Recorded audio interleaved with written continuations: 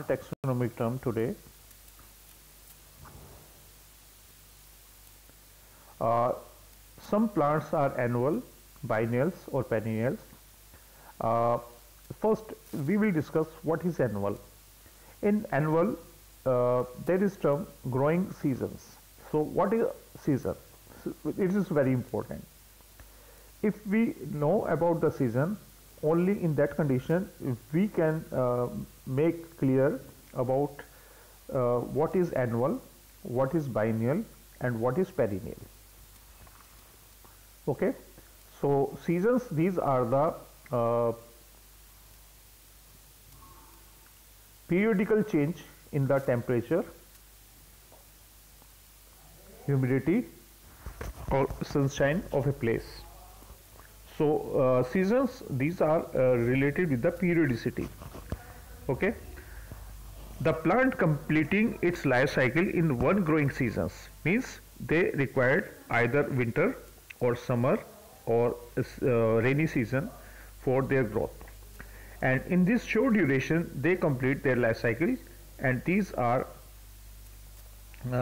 having both vegetative and reproductive growth in the same season. Whereas the biennial plants, they require 2 seasons for their life cycle, 1 season for their vegetative growth and second season for the reproductive growth. Perennials, these are the plants requiring more than 2 seasons for their growth, and they flower many times during their lifespan. Monocarpic plants, these are the perennials which die after flowering, and best examples are agave, century plants and bamboos. Geophytes, these plants have comb, bulb, rhizome and tubers, mostly herbaceous perennials. Their aerial shoot dies in winter, and shoots are produced from the underground part yearly. So these are the geophytes, and having combs, bulb and rhizome and tubers. Tubers, for example potato, rhizome for example just like ginger, and bulb for the onion, and comb is for just like Urvi, Colocasia.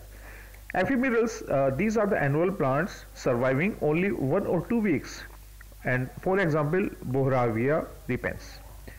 Codex, completely unbranched stem with a crown of the leaves at the top of the this one. So we will see 2 things here. This is the unbranched stem, and which is tapering from base to the top. It is the unbranched. Whereas in excurrent tree, there is branching of tree, and stem is from base to apex, also becomes some sort of conical. Okay, so codex example cycas and palms.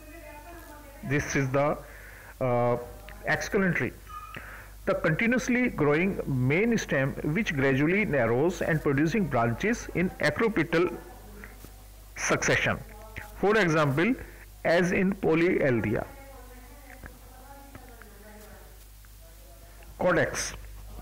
Codex is the example of palm stem where main stem is somewhat unbranched and it is somewhat swollen, and the crown of the leaves arise at the top of this one. The codex of Pacheculi plant. Some plants develop their succulence in the woody stem which swells up to form a sort of the bottle sheltered from outside by a more or less thick bark. This conformation of the stem is called codex.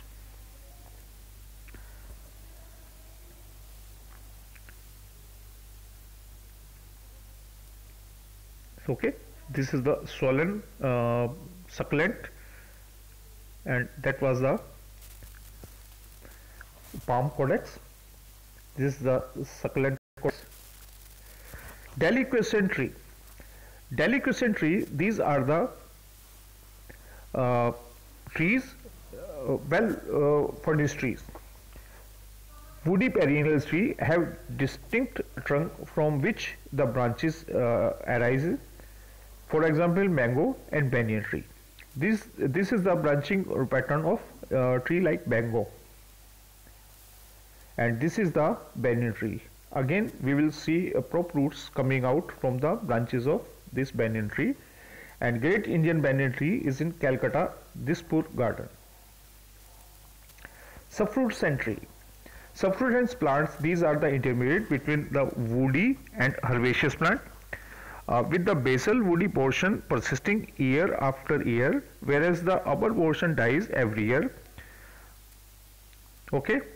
So subfruits and plants, these are just like geophytes. In geophytes, we have stem or other part of the plants which remains underground, and upper part it dies every year, every season, and new plants sprout from the comb, rhizome, and the other thing, etc. In subfruits and plants, the both surviving and non-surviving parts are above the ground. Woody plant, it remains forever, whereas the herbaceous part of the plant, it grows every year or every growing season. Okay, this is subfruit scent.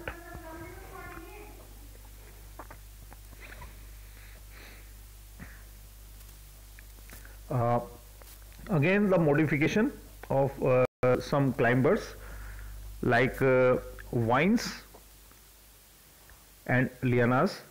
Vines, these are the climbing weak herbaceous plants, whereas lianas are the woody climbers. For example, Tinospora, this is the liana, and species of Nitum ula, they're also liana, whereas the vines, these are the climbing herbaceous plant. For example, money plant and Vitis vinifera, it is herbaceous climber, and these are in the category of vines. Roots, tap roots and adventitious roots. There are two basic types of roots. Tap roots arise from the radicle which elongates into primary root or tap root. Adventitious root develop from any part other than the radicle or another root.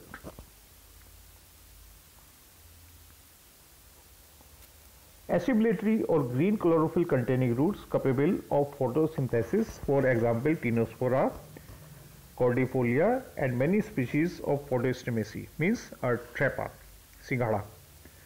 So these green photosynthetic roots. Exceptional because most of the roots are non-photosynthetic, but assimilatory roots become photosynthetic.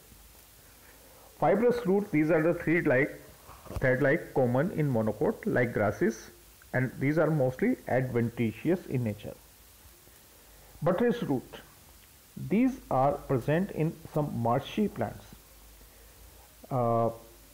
These roots arise from the base of the tree of marshy areas and meant for the encouragement, and these roots are enlarged horizontally and spread vertically.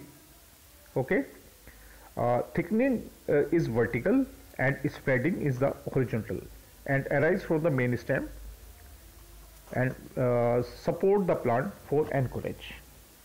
Buttress roots.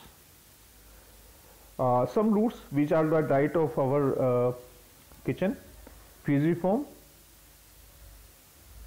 conical, and napiform. Fusiform, these are the swollen in the middle and tapering on the sides, as in radish, Raphanus sativus. Conical, these are the broadest on the top and gradually narrowed below, as in the carrot. For example, Daucus carota. Napiform, globose and abruptly narrowed below, as in turnip, Brassica rapa. So basic difference between conical and napiform is the pattern of the tapering. In conical, it is gradual narrowing, whereas in a napiform, it is abrupt narrowing, as in turnip, or in beetroots, it is napiform. Carrot is the example of conical, and in fusiform, Fusiform, both ends, these are the pointed one. Now tuberous and fasciculated. Fasciculated roots are found in asparagus and dahlia, and swollen roots in clusters. These roots are swollen and are in clusters, and they arise from the same node. Okay. Whereas in tuberous root, they arise from different nodes. Tuberous roots example is the sweet potato and tapioca. Tuberous clusters growing out from the stem nodes. Okay, so it is very important to make difference between tuberous and fasciculated. Tuberous roots, this is the Ipomia petatus means sweet potato, and fasciculated means asparagus.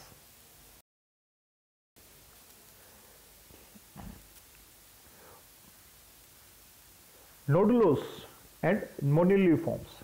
Nodulose and moniliforms, in this one basic difference is the pattern of thickening. In moniliforms, which is alternately swollen and constricting, giving the beaded appearance. So beaded appearance also found in nodulose, but it is due to the terminal appearance, not alternate. Okay, example of moniliforms is Dioscorea, and where is the nodulose is the curcuma and costus. In this case of nodulose, only the apices of the adventitious root becoming swollen. Respiratory roots, third one, is found in mangroves, just like Avicennia. Roots are negatively geotropic, and these are also called as pneumatophores, meant for respiration, because water is oxygen deficient in these plants, because there is a problem of waterlogging. And another adaptation of this plant is the viviparity. Now prop roots. Prop roots, these are found in the plants like ficus, great banyan tree of Indian Botanical Garden, Shivpur example. Elongated aerial roots, these are borne on horizontal branches of the tree entering on the ground, and these increase anchorage and many times replacing the main trunk. Most of the time they replace the main trunk. The great Indian banyan tree is covered in many kilometers. Stilt, these are found in maize, screw pines, rhizophora, and also sugar canes, particularly in monocots.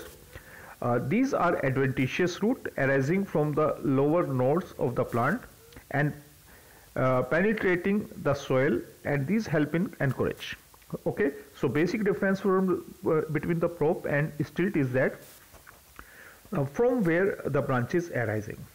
In prop roots, branches root arises from branches, and in this one they are arising from the lower nodes, and they are entering in the soil, and function of both is to support and encourage the main plant. This is the great Indian banyan tree, these branches. So thank you very much. I think this discussion will help you in the various examinations like NET and even TGT, PTE. Good luck.